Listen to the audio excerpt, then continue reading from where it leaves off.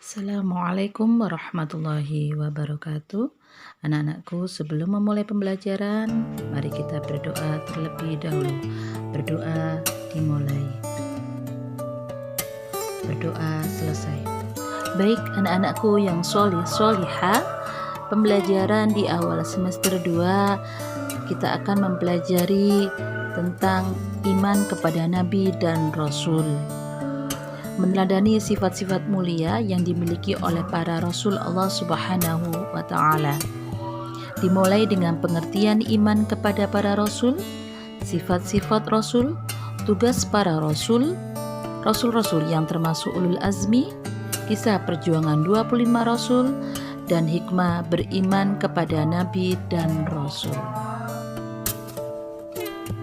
Pengertian iman kepada Rasul yaitu meyakini dengan sepenuh hati bahwa Allah Subhanahu wa Ta'ala telah mengutus para rasulnya untuk menyampaikan wahyu kepada umatnya. Para rasul bertugas menyampaikan wahyu dari Allah untuk memberikan petunjuk bagi umat manusia ke jalan yang lurus sehingga dapat mencapai kebahagiaan di dunia dan di akhirat. Oleh sebab itu kita wajib mempercayai dengan sepenuh hati terhadap kerasulan para utusan Allah tersebut. Selanjutnya adalah tugas para rasul. Yang pertama adalah sebagai pembawa ajaran tauhid yang benar, yakni mengesahkan Allah dan meluruskan kembali ajaran tauhid yang sesat di kalangan kaumnya. Yang kedua adalah pembawa kabar gembira bagi hamba-hamba Allah yang taat, maka kelak akan mendapatkan balasan kebaikan di surga. Yang ketiga adalah pemberi peringatan bahwa manusia yang ingkar, berbuat maksiat, maka akan mendapatkan balasan di neraka. Tugas yang keempat adalah membina kehidupan manusia agar menerapkan akhlak yang mulia. Pembahasan selanjutnya adalah sifat-sifat para rasul. Ada sifat wajib, ada sifat mustahil, dan ada sifat jaiz. Sifat wajib ada 4 yang dimiliki oleh rasul, yaitu sidik, artinya berkata benar. Yang kedua amanah, artinya dapat dipercaya. Tabligh, artinya menyampaikan. Dan yang keempat adalah fatonah, artinya cerdas.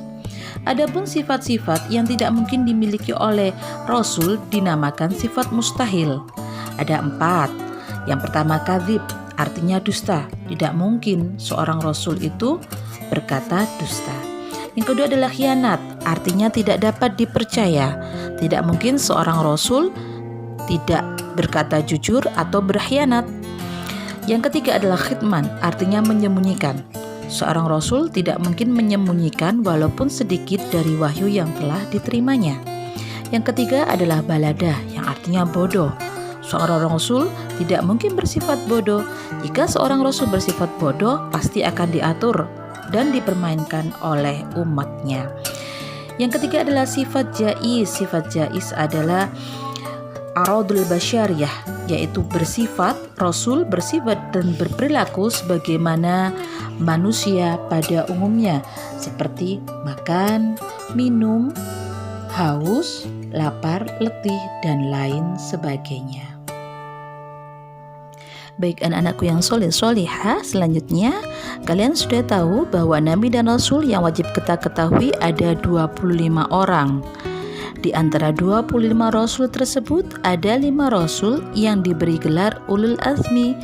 Apa sih artinya ulul azmi? Yaitu orang-orang yang memiliki keteguhan hati dalam menghadapi cobaan dari Allah Subhanahu wa Ta'ala.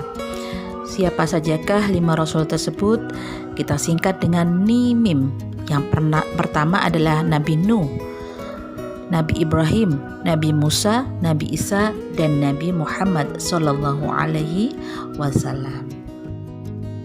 Baik anak-anakku yang soleh-solihah, setelah kalian mempelajari iman kepada Rasul, baik itu pengertiannya, sifat-sifatnya, tugas-tugasnya, dan Rasul-Rasul yang termasuk ulul azmi, selanjutnya kita akan belajar tentang hikmah beriman kepada Rasul Allah Subhanahu wa Ta'ala. Yang pertama adalah meneladani sifat-sifat mulia Nabi dan Rasul, bersifat jujur, kesabaran, keteguhan, dan semangatnya dalam berdakwah menegakkan ajaran-ajaran Allah Subhanahu wa Ta'ala.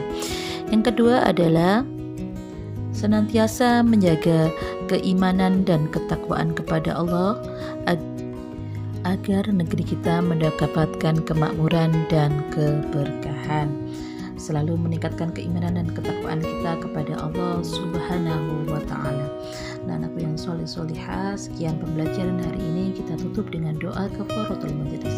Subhanakallahumma wa bihamdika asyhadu an la ilaha illa anta astaghfiruka wa atubu ilaik. Wassalamualaikum warahmatullahi wabarakatuh.